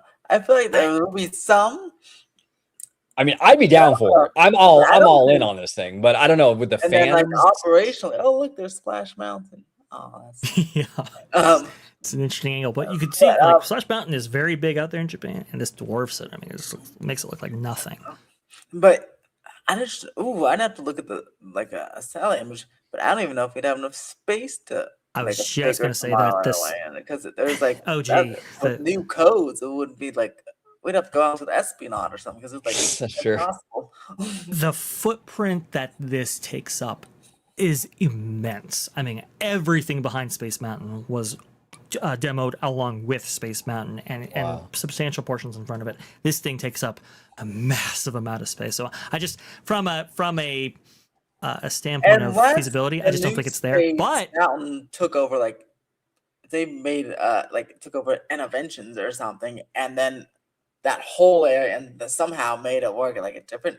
I don't think it would be like circular in shape, but I guess if they made over that way, maybe I don't know. But yeah, I just don't. I can't see it being circular like that. I don't even think it can fit in that area. I mean, it's so big, it's so massive. It's difficult to really put in your brain how much room this is going to take up. This might actually take up all of Tomorrowland itself. It's that big. Yeah, I can see that. But to your question though, I think Disneyland's might be a little bit different. I do think though that Walt Disney World, I think the time has come for that to be replaced. The outrage might be fiercer, maybe, but I think the need is there. I agree with you on that. Danky. Well, yeah, it's a rough ride. It's a rough ride. It's like they're, it's because like the Matterhorn over there, it's like their same situation, but not as cool. So, This is gorgeous. It kind of reminds me of. Do you guys ever see the And- old John Hens concept art for Space Mountain? Yes. Yeah. Yes. That's Very what this evocative of looks that. like. And Doctor, do you have the concept art for the courtyard? Because the courtyard leading up I do. to Space Mountain is cool because they're like planters. You see the planters in that same Space Mountain vibe. Beautiful. Like if our Tomorrowland is just like that, even if that was Space Mountain, just that vibe, like that was so cool. Yeah, It's no, That absolutely. really looks like tomorrow. It's really, really cool. Let me see if I can get that John Hinch concept art because that's really awesome. It's very evocative of that. They're definitely taking a new direction for not just Space Mountain itself, but this version of Tomorrowland, of something very, very modern. But still having that kind of classic aesthetic here. Let me see if I can get this on screen. Will this work? A little small. Let me see if I can do it again here. Yes, go. there we go. Oh, dude, Yeah. right, perfect. Yeah, That's it. this is what OG was talking about. Mhm. Super cool. I would, I was a little bit unsure of this design when I first saw it, but seeing it in live here, it looks really, really good. It really does complement this park well. Will they do it in Disneyland? No, but there might be room to do it in Walt Disney World, and Yeah, I think maybe we can do this it in is one of Disney those. World. Yeah, yeah. Well, I heard, and I could be mistaken. Ron over there kind of outshines it with newness and modernism. Well, True. Go ahead, I heard this version of Space Mountain is going to have kind of a little bit of a Tron thing going with it, with the lighting and stuff, which is interesting. And if that's the case, it would fit pretty cool over there in Florida. Yeah, Uh, and it's also gonna have a nice tilt launch. It'll be like going like the track will tilt up like that, and it'll be launched up, which would be pretty nice. Now this version of Space Mountain, from what I understand, Wizard, and maybe OG, you can chime in on here. Hello. This version of this coaster will be more akin to Cosmic Rewind than it will be a kind of a bigger version of Space Mountain. Yeah. Which, if that's the case, you're kind of getting best of both worlds, right? I do believe this is going to have onboard audio. At least it should. I would be surprised if it didn't. Yeah. And you have that great lighting package. It's going to look amazing. Let me see if I can get it at night, actually, to show that. Because that's a good. And it won't view have to it, too. the giant ugly Cosmic Rewind show building. It'll have a beautiful show building. Look at that. This is a little closer, so let me see if I can get this on screen right here. Let's see. Oh yeah, see, it has that Tron vibe a little bit here. Mhm. Yeah, which would match up nicely, and you can see that walkway that Tron has. You can see them Yeah. reuse that for this as well. You see that right there? Oh, it's Mhm. beautiful. I love this. I That's love crazy. this. Yeah, Yeah. this is whether I mean you're right. We're not going to get this Space Mountain, but this is the aesthetics though that I want to see come to our Disneyland. Yeah, I mean, look at those little fountain planters. Look at that little mini Space Mountain hat at the Mhm. foreground there. Like, nice little planter. The lights, the in-ground lights, and I'm sure these will work just fine. And Yeah. wow. I mean, look at that. How green and nice. Yeah. God, I just want to Yeah, live there. The original coaster designs for Space Mountain in North America, they go back to the 1970s. Now, recently, relatively recently, I guess, we did just have a complete track replacement for Disneyland Space Mountain, right? That took place in 2005. And Walt Disney World's never had that before. And they don't have onboard music, and they don't have a lot of, I think, what people might expect for a dark ride Space Mountain experience of today. That might actually happen. And if it does, I wouldn't necessarily be surprised. Yeah, no, Yeah, it would be 'cause great. their Space Mountain building in general is bigger because there's like 4 tracks and they do 4 tracks. It's like, so it's just overall bigger. So they certainly wouldn't be, I feel like, too much bigger to just rip it out and do that. You can see right here kind of what the interior of Walt Disney World Space Mountain looks like. Wow. Yeah. It's It's a beast. It's much larger than Disneyland's, like Wizard said. It's got 2 tracks in there. Yeah.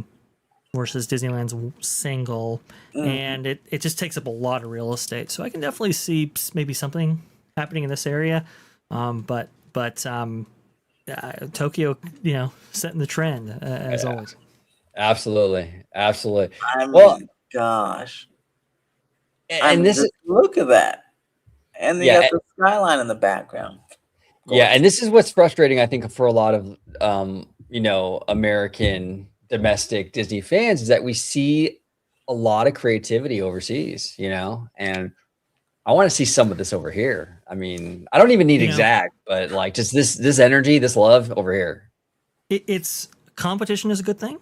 And also, too, having a company that really is just dedicated, solely focused on one thing is also a good thing. Oriental Land Company, yeah, they have some real estate holdings and so forth, but they really are basically a theme park company. That's the one thing that they have. And they only have so much real estate, and they obviously are in a competitive market with a lot of other parks in that area. So everything really has to shine, and shine brightly over there, because people will simply not pay for an inferior product. They won't visit you, and obviously your revenues go down and everything else. So everything has to meet up us to a certain standard, and that's just a different mentality versus the American parks. Disney with that Disney dominance. If you can get away with less, maybe you do. That's the difference. Yeah, I'm really hoping one of the bright spots, I think, for this Abu Dhabi thing, because I'm likely never going to go in my life, to be honest. I'll never go down there. Sure. I mean, if I'm going to travel overseas, I'm probably going to go to Japan or these other parks. But one of the bright spots, though, is the R&D. The R&D. I mean, and they're not paying for it. So we're going to get some really cool technology and concepts coming out of that park. And I don't think they have the 5-year clause or the 10-year clause, whatever Tokyo has. With that, so that'll be cool. Even if they did, it would take Disney 5 years to do it anyway. So, well, that's true. But yeah, I mean, look at Tron. We got Tron from Shanghai. That was a nice addition. So I am excited. Especially because this will be like a mostly or all indoor park. So we'll get some really cool dark ride, I'm sure, or concepts and indoor coaster concepts maybe. That could translate to maybe Disneyland Forward, because I'm sure this thing will open before most of that is done. So we can port some concepts over here, which would be pretty cool. So that is one big thing there. I don't think Tiana's gonna be over in Abu Dhabi, but maybe we'll get a different type of log. I don't think it's gonna be the case. This is the Abu Dhabi B-roll package that I have, though, and that's just showcasing, like to OG's point, the investment that could come from who's the parent company of who's doing Mural, this? Morale, I believe, or whatever. That check coming from them, which is basically big oil money, at least originally, and obviously they're trying to they're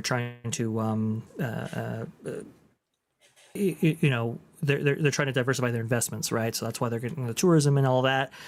You're looking at big money here, and hopefully the contract is set up in such a way that if there is exclusivity for some of these attractions out there in Abu Dhabi, maybe it's like 5-10 years, and hopefully we can get at least the technology coming sooner, but maybe some of these big new attractions coming as well, because you would have already spent money on the development of these things, which is one of your biggest costs.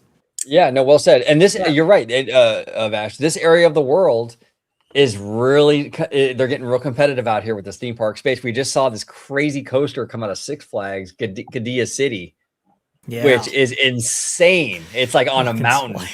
I'm like, you're not going to catch me on that thing, but it looks pretty cool.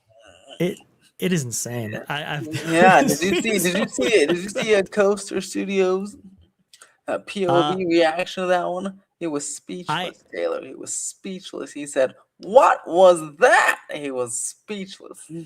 I did see that. I saw that a little bit. I think I have the POV of that Falcon's flight, which is just absolutely incredible.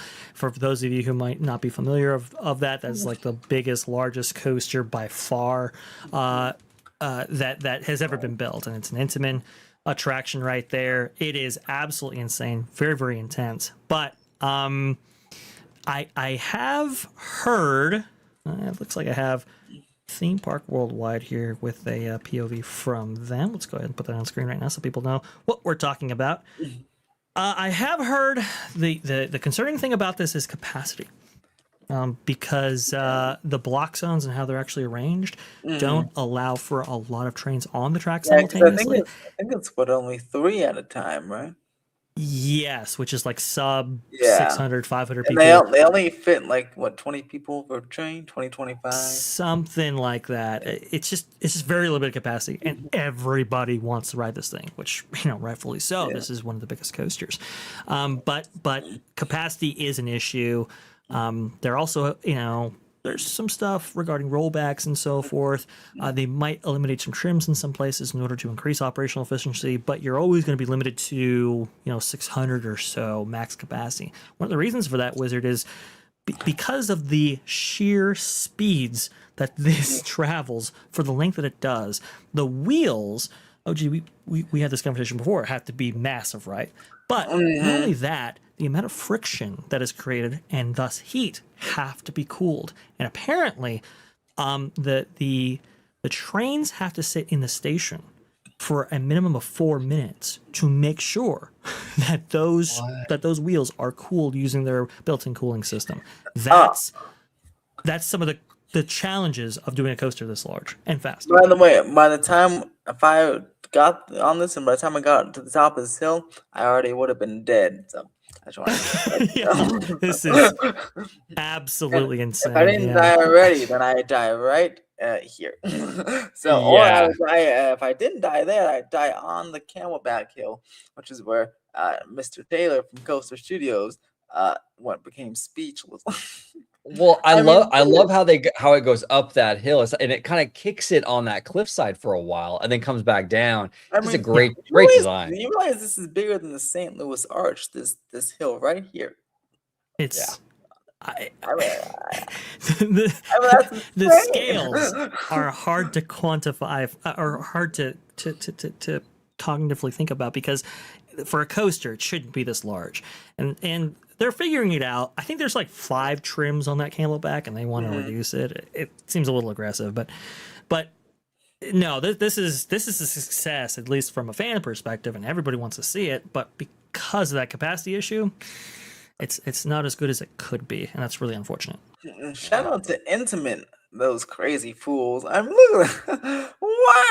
Intamin, so ambitious. The coaster manufacturer. They made Velocicoaster, Haggers, and Fast and Furious Hollywood Drift, and the other tallest, fastest coaster located on Ferrari World down the road there. Yeah. These people are crazy. Look, It's this is something making Roller Coaster Tycoon, and then the guests don't even ride it because it says ultra extreme for intensity, so they turn away from the queue. That's what this is. This is crazy. I mean, look how much power this needs to get up this hill. You realize how tall that hill is? I mean, just and it has rolled back a couple times there, Wizard, and people have documented that. And apparently, there is a system in place to restart your attraction and to zoom you up that hill with even more force if required. So, it's wow, it's a modern marvel. I mean, and the windshields. I mean, how thick those windshields are. If a piece of sand flies at you, whatever, 155 miles. You lost an eye. I mean, there's like bulletproof windshields here. Like any coaster with a windshield is one that I'll be waiting in the gift shop for. Remember that Fabio coaster incident, right, with the bird back in the day? This is going back a number of years, but this was for Busch Gardens Williamsburg in 1999 for the riding of Apollo's Chariot, and they got Fabio to do it, which you would have thought, oh yeah, that's fantastic, that's awesome, that's great. But while he was actually on one of its debut rides, he got hit by a bird, and I remember unfortunately, this. had a big incident right there. Terrible, poor guy.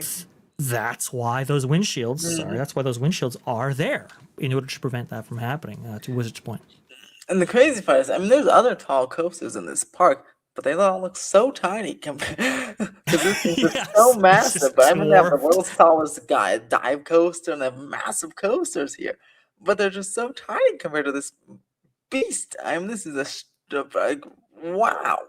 Well, and I love when Universal utilizes the geography with Fast and Mhm. Furious Hollywood Drift. I'm loving it here at Qiddiya City. I love this. I don't know if it's like a new thing, but it's new to me. I'm just noticing Mhm. it now. I think it's great. Really Yeah, they creative. use the cliff. Six Flags Fiesta Texas does that quite well too, because they have the, like this big quarry thing, and they have coasters diving off the cliff like that. So it's super cool. I do love when coasters use geography and don't put them in like a parking lot. Scream. No, well said. But Yeah, well said. And this ride too is so on brand for Universal. It's that like kind of mhm, like this bombastic, just like you know what I'm saying? It's super aggressive. It's like perfect mhm. for this park. I love it. I love it. I Fantastic. mean, look I at it. can't wait to ride this. I mean, my goodness, and maybe we'll get an opening date eventually, huh? My goodness. Well, since our thunder will be stolen from underneath us tomorrow at 9 a.m. Eastern time. Our thunder will be stolen by Orlando. Screw you. Just kidding. I'll be in Orlando in a few weeks. But my goodness, that's okay. We have ours right here. Look at this. Dr. J, will you be front row? Oh yeah, I want to ride front row, back Yeah, row. you gotta, Man, you gotta I'm get, all you over gotta this, man. This is gotta get looking your really, really on-ride cool. photo. Yeah, yeah, yeah. It just looks amazing. It just looks incredible, and Theme Park Obsession does a really great job documenting all of this. Also, to Ian from Park Hoppin', really great stuff from him. It is beautiful when you see it in video. When you see it in person, you really get a sense of the scale, the speeds, and like the quality of those elements. It's just this kind of intangible factor that you really don't absorb in video, but when you're there in person, oh my goodness, it just takes your breath away. Oh, it hits. And I love how they approached the Scream shields, how they look very similar in design to the Starway. Hmm. It all ties in Yes, aesthetically. That's Yeah. beautiful. Love really, it. really top stuff there. That's I agree with you, Wizard. OG, sorry. Awesome aesthetic choice.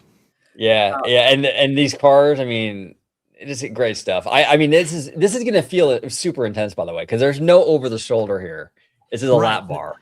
Like Velocicoaster, no over the shoulder, but unlike Velocicoaster doesn't have any onboard audio. This will, which I think is going to be a nice plus as well. Yeah, that Yes. was so nice. So, does this make Intamin the best coaster manufacturer out there, Doctor? I think they take the crown. I mean, B&M for operational efficiency and quality, I know they're low risk. the coasters have been a little shaky lately. They have. I was just going to bring that up. Recently, they've fallen a little bit on their quality. They've been a little shaky. They haven't been as top tier as they have been in the past, and people are starting to notice, especially with those wing coasters and so forth. The quality of steel has gone down, and it's probably because of changing market. Obviously, not as many parks out there are willing to shell out as much as they had been previously for B&M products. So maybe that's part of it. But Intamin, they know they're on top. They have been aggressive in pushing the advancement in coaster technology and certain elements that maybe a lot of other manufacturers wouldn't. They've taken risks, they've taken chances, they paid off. They might be the number one coaster manufacturer. I was really high on Rocky Mountain Construction, but they've really fallen off, especially as Cedar Fair and Six Flags have merged. Cedar Fair has sworn them off, so there you go. Yeah, I'm waiting for that RMC T-Rex. Come on now. Like, Yeah, come on. I've heard they're not doing very well right now, so there you go. Yeah, because they haven't even announced a lot of conversions coming up. I feel like they converted all the wooden coasters already. That's the problem, right? They need There's another- only so they many need wooden another- coasters to convert. Need another stick. Come on now. It's not good. We'll And I see, know but they Intamin's haven't, definitely on top. They haven't. Now, Wild Moose concept, the family coaster looked kind of pretty promising. I'm surprised not one has been bought yet. Because I thought that looked pretty interesting. Hopefully one. Yeah, like have you heard of any parks buying that one yet? No, I've not heard of a new Rocky Mountain Construction or RMC project for some time. That's kind of concerning because they were really, for a while there, they looked to be the new up and comers, and people were really excited to ride their stuff. But Intamin has just they've kept forwarding the technology, the ambition, the heights and the speeds and the different features and elements, like what you see here with Fast and Furious, it's kind of that's the premier roller coaster manufacturer right now. I think Vekoma will always have their spot, right? I think Disney will continue to use them and so forth. But Intamin, if you want something that's next gen, maybe not 100% reliable, you go with Intamin. Yeah, it's interesting. Now, Wizard, you haven't been on Cosmic Rewind, right? Not yet. Okay, so you might go next month, though, possibly. Yes, if we choose Epcot as our park, yes. Okay, because that's an interesting experience, and it might give you a little preview as to how these things feel when they turn you like this. Oh yeah, because that's the spinning. I'm excited for that one. It's super cool. Like the backwards launch, like. I can't wait to eventually get back to Epcot to eventually do that one. I think I still have the nail marks from Mindy from that ride on my arms. I remember that. Yeah. I'll say it's one of my favorite coaster experiences out there. It really is. I mean, it's right up there with Velocicoaster for me. It really is very, very strong. To think about that kind of experience and adding the inversion element to it, adding this kind of outdoor and hill kind of nearly 20 miles per hour faster. It's just it's just insane. It's just insane to think about that kind of stuff. So this is going to be an incredible coaster. The whole coaster world now with Falcon's Flight out is trained on Hollywood right now. So what do you think? Because Credit Coaster is an Intamin coaster. What are the chances in the next 10 or 20 years Disney redoes Credit Coaster with modern Intamin aesthetic? Because that's a very old Intamin coaster, not new, cool Intamin. Do you think they can make it cooler and at least smoother a little bit? But you think they'll eventually contact Intamin to a full retrack? I know they've replaced the loop a few times, but like a full, basically a new coaster, Intamin style Credit Coaster, upgrading Credit Coaster, kind of like with Space Mountain in Tokyo, but like just Space and Credit Coaster, the same thing, but like new Intamin track. I want to hear OG on this first, because I do have an answer for that, but I think his concepts for what that could be, I think are very, very good. That's one direction they could go, and then I'll tell you about the other direction. Go ahead, OG. Yeah, so Wizard, are you referring to like doing a coaster like this, like a looks of like very modern, or? Well, like so in the old Intamin track, that's what the Credit Coaster is now. That you see the track style is like very different.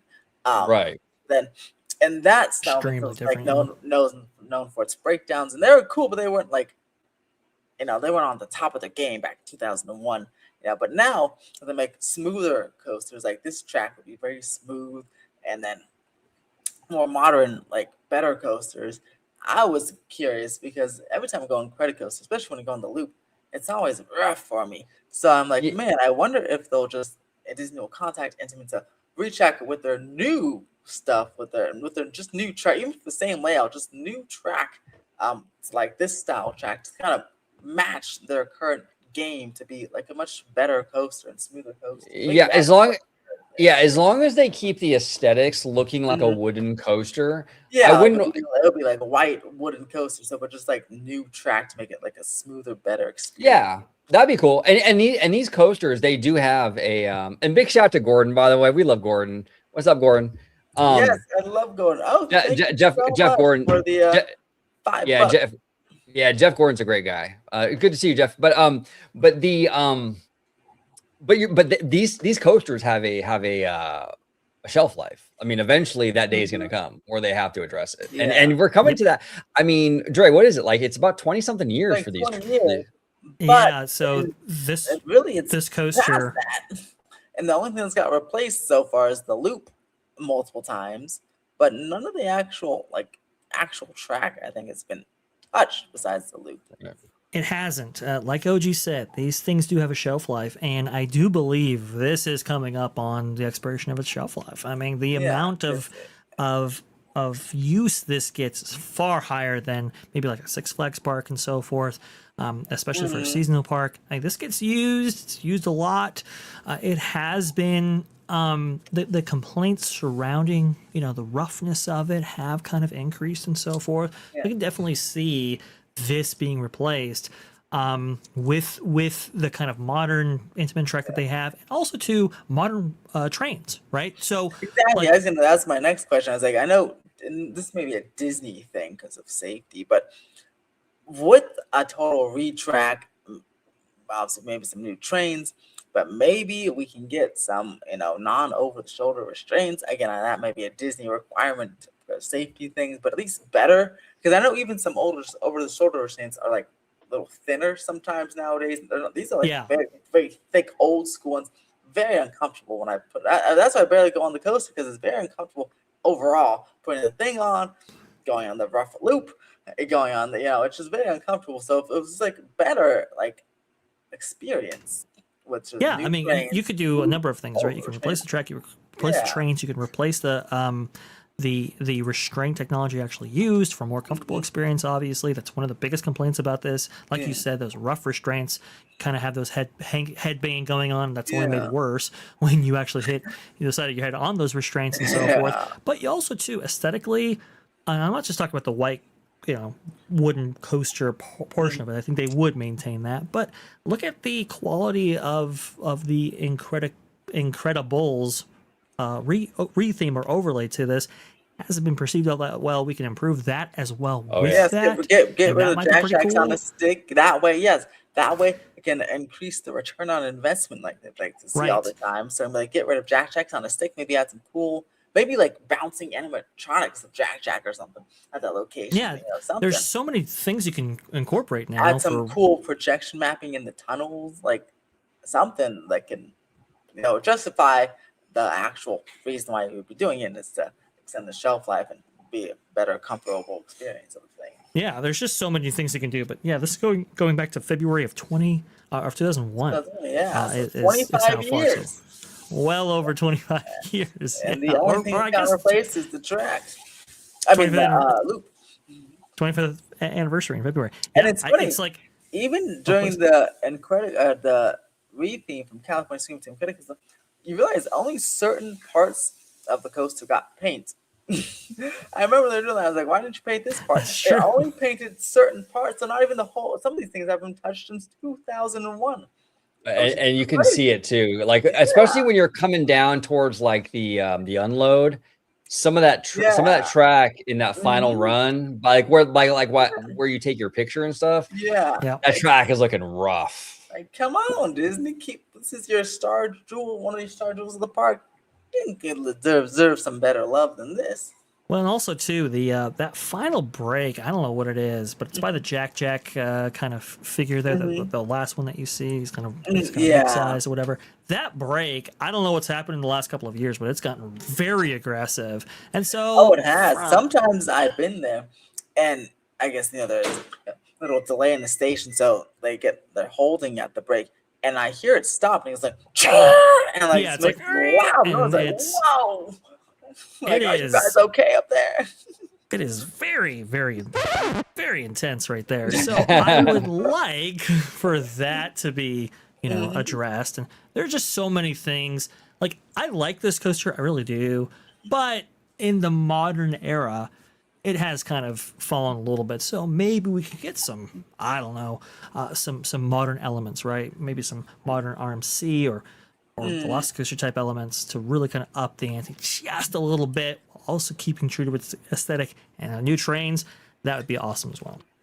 Exactly, because this goes again with the point I always will keep making until it changes.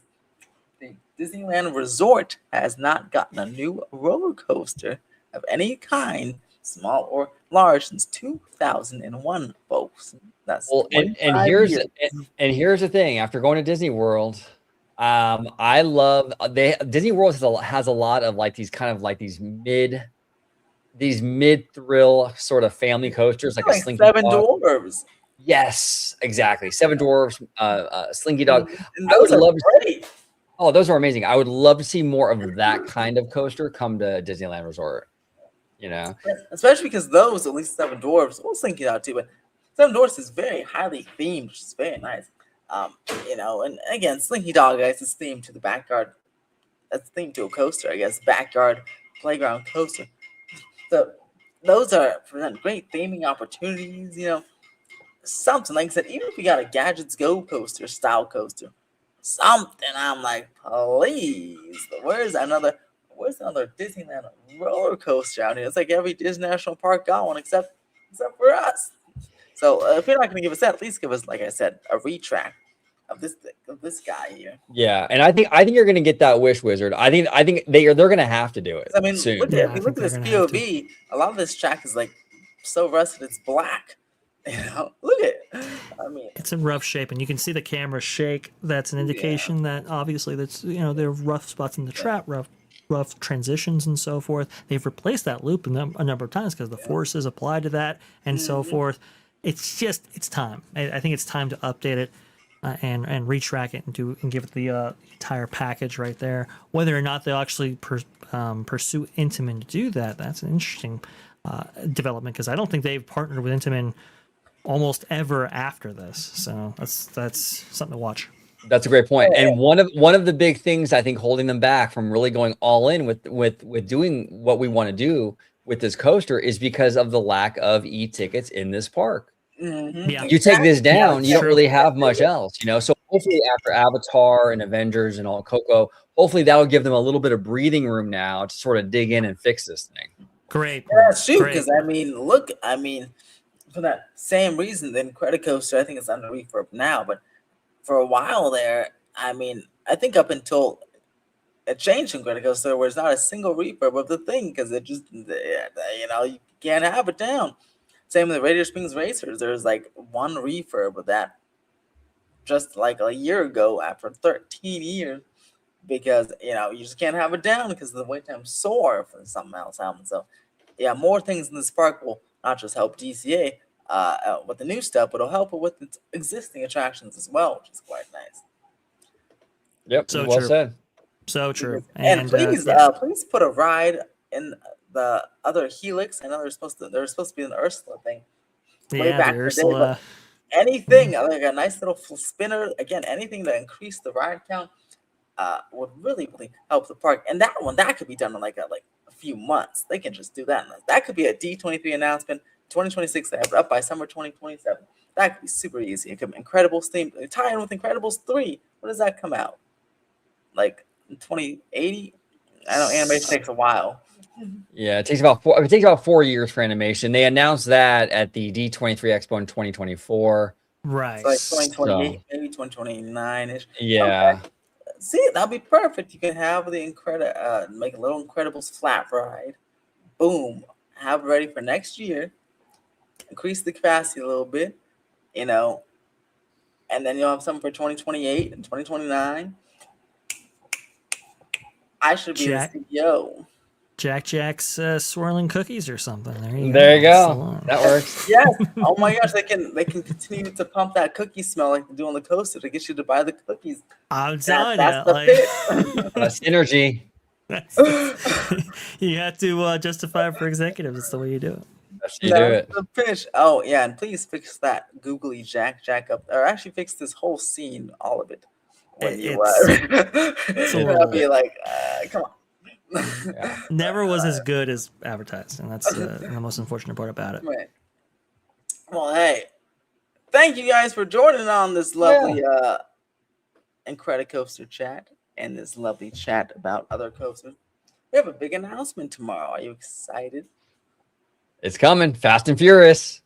Yeah, I'm super excited. Are you kidding me, Wizard? I mean, we've been waiting for this for quite some time. I remember when the rumors of Rip Ride Rocker going away were out there. I was like, man, that's crazy. But obviously, it's probably appropriate because that ride is a little rough. Now it's gone. To get the follow-up coaster this quickly, wow, Universal's doing a great job. Can't wait. I know. They're doing pretty good because with announcing stuff, it's so early. And even in Hollywood, they announced, they kind of announced the new tech services building, but I was still surprised by that because, it's for the residents. But in the announcement, they didn't say they're under construction. They gave a start date and an end date. I was like, wow, look at that. Look at that information the Universal's giving. That's much more than I'm accustomed to. Yeah. No, absolutely. Absolutely. Now, Wizard, I wanted to I wanted to ask you, would you be okay? Because I know you like Incredicoaster, but would you be okay with them removing the ride and adding a whole new land over there? If they put another roller coaster in there, sure. Like, As long as we get another, as long as we we're get another coaster, hopefully a themed coaster, nice, better themed coaster, would love it. But if they take it away and put no coaster, and we continue our coaster drought, I'll be very upset. Even if it's the Okay. world's greatest dark ride, because come on, that's the one type of ride we haven't gotten here in 25 years. Yeah, no, it's And been a well, while. actually, it's going to continue until 2030 because the stuff coming is still not a roller coaster. Yeah, So, True. come on. That's why it's especially upsetting about the Avengers stuff, because the Captain America coaster and the Avengers coaster and all those concepts sounded super cool, but it just added roller coaster to it. And then they're not there. I was like so upset. And how expensive is that? Jeez. But we're getting 2027, 8 Transformers. Come on, Wizard. You gotta be excited. Like, come on. I mean, they don't even have a ride that's like a simulator theme to a roller coaster. Like in the Simpsons ride, at least tries to be a roller coaster because it's on a screen. I think the Disneyland Resort is boycotting roller coasters, and I think they are losing a lot of money because of Symbolot, though.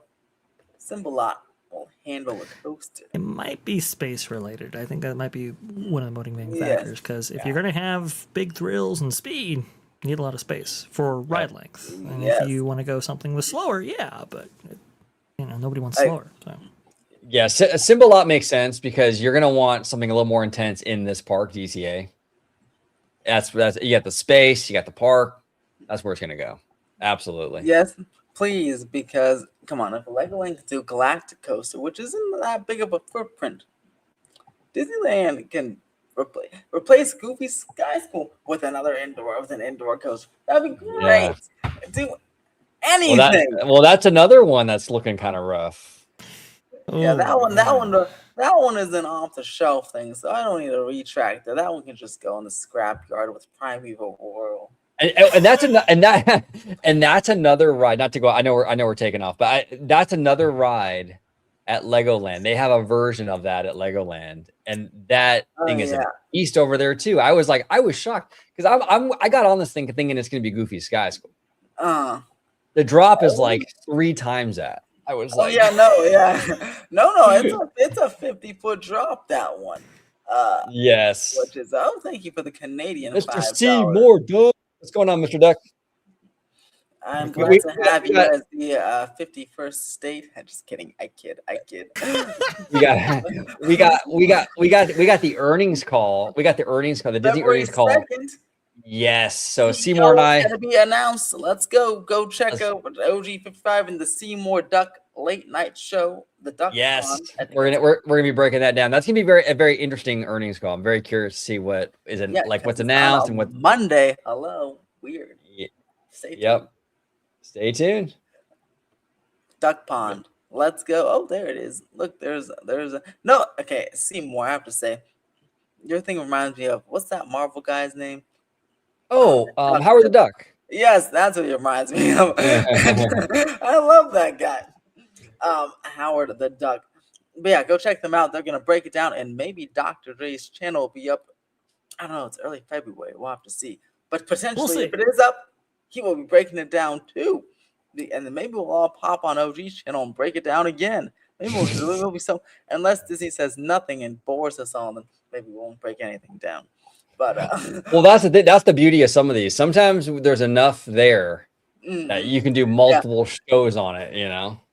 Exactly. At the very least, we'll get the revenue and profit in that for in the quarter, which is always very interesting, especially with construction impacting Disney World. Very curious to see what's going on in that quarter because they're offering a lot of discounts. Side note before I leave, there's a lot of discounts at Disney World. I was looking at like 6, not only through my travel agency, but just because I was going there. I was like, there's like, they have a whole page discounts and things, and there's like 8 of them. I'm like, wow, look at these are great. Very intense. Yeah. And I'm like, what's going on here? But I'm like, good for me. But I'm like, that's great. I think what's going on with Disney World is we're in a transitionary time right now. They're building a lot of stuff. They are competing with Epic, and I think they're offsetting basically. You know, they're trying to offset because right now you have everything's a construction site right now. That's the problem. Yeah, that's the issue. You know, you really should have started early. They started a little bit late. Now Epic is there, so that price elasticity, it has to be at the bottom end, which is unfortunate. Yeah, so you guys go to Disney World and book your trip with me because we'll get you some good deals over here. That's insanity. I mean, that's crazy. I just couldn't. I love, by the way, and I always love this about you, Wizard. I love how you always pivot to the sales tactic every time. Right. Every time. Every time. Wizard is like on it, dude. I love it. With me, discount, book with me. Disney needs the money, yes, and we are gonna give it to them. Maybe. Too much construction won't be cleared anytime soon. It'll be a while. It will be a while, folks. We can go and wash the walls. If you could either book with me or become a YouTuber and go to Orlando and document it, because you'll make a lot of money on your videos. Because boy, a lot of content for us. Oh boy. Yeah. Oh no, it's content galore. Yeah, we got a lot coming. OG and I, and maybe Dr. Dre, Galactic Coaster opens up March 6th. So I think, let me look at the calendar. On March 7th, we should go to Legoland and ride this thing. That's interesting. Ooh. That's a Saturday. Come on. That's a Saturday. Put in the calendar. We're going to talk about it. We're going to talk about it right now. Where can we find you, OG55? Yeah, you can find me right here on YouTube, talking theme parks, talking studio, talking financials and nerdy stuff with Mr. Seymour Duck. Right here on YouTube, also Instagram, Orange Grove 55, and also on X, Orange Grove 55. And Vashy Sky. Oh, you have the American flag as your keyboard there. That's nice. I do. American you know. 250 soaring across America. Let's go. Where can we find you, Vash Guy, on your new channel? Best place eventually is going to be you're going to be able to find me on my new channel. So if you're looking for that Vash Sky content, trust me, it's going to be coming in and coming in big. People have wondered, hey, where can we find you? And we want to go ahead and hear your voice, and we want to go ahead and hear your take on things and so forth. Well, you're going to be able to find that at the new channel. Very, very cool. Going to be debuting very, very shortly. Can I ask you a quick question about that, actually? Kind of a promo / question. Maybe it's too early. So if it's too early to announce it, I mean, right. Let me know. But is it going to be similar content to what we like, Wizard and I, like theme park studio stuff, or it will be theme parks? It will be theme parks. It will be details.